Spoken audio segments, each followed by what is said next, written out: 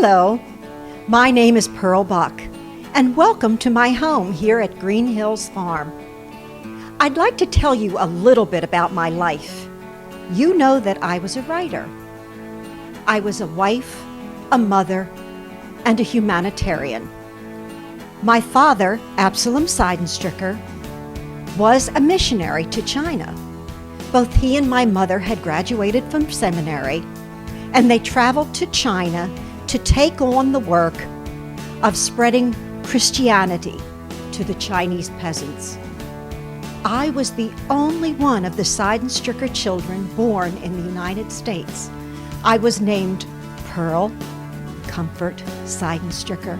My mother said I was just like a precious gem. I was only 3 months old when we returned to China. I grew up in China, but returned to the United States both on furlough, so I had seen the United States, and then to attend Randolph-Macon Women's College in Lynchburg, West Virginia. I met John Lossing Buck, who was also a missionary. He was not a sacred missionary, he was an expert in agriculture. He had graduated from Cornell University. We met in 1917 and married in 1917. Our child Carol was born in 1920.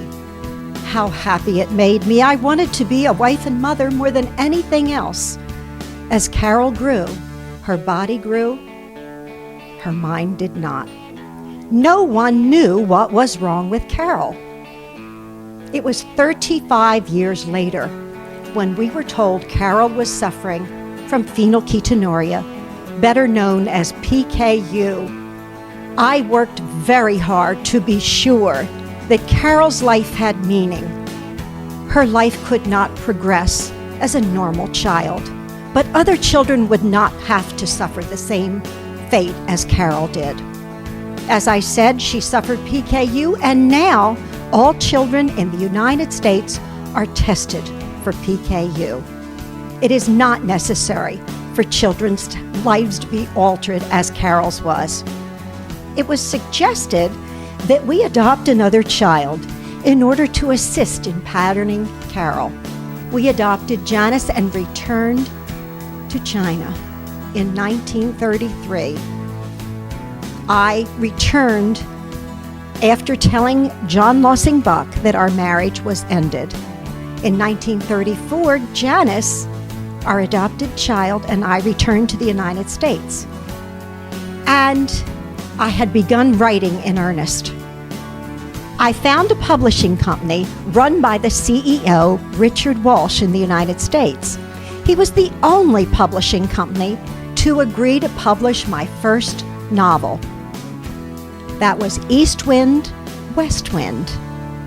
I had entitled my manuscript Wang Lung. He said Americans will discern that as one lung, certainly off-putting. Richard Walsh suggested The Good Earth. The rest is history, and my life changed forever. In 1932, while living in China, I was informed that I had been awarded the Pulitzer Prize. I felt that it was incredulous, but I was so very honored. In 1935, I officially ended my marriage to John Lossing Buck, and Richard Walsh, my publisher, and I married after our respective divorces were granted. We had a wonderful 25 years together. When we first moved here to Green Hills Farm, we adopted 2 infant boys. I had said even though after Carol's birth I had surgery, I could bear no more biological children, but I said I would have a large family, and we did. We adopted 2 infant boys in 1936 and in 1937, an infant boy and an infant girl. And then in the 50s, we adopted 2 children of mixed race. Prior to that time, our children were all Caucasian. As we grew, both our family and the children, We had a wonderful, active life. In 1938, while sitting in our small library, one of my employees came running down the courtyard saying, Miss Buck, you have been awarded the Nobel Prize." I couldn't believe it. The Nobel Prize?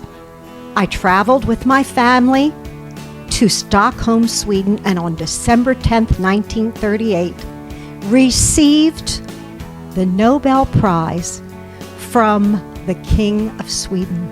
And then, in the 50s, dear Richard had a series of strokes, and by 1960, Richard had passed away.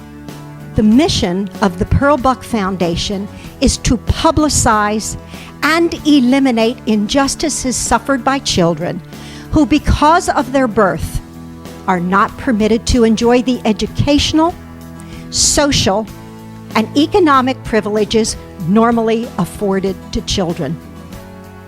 My mission continued.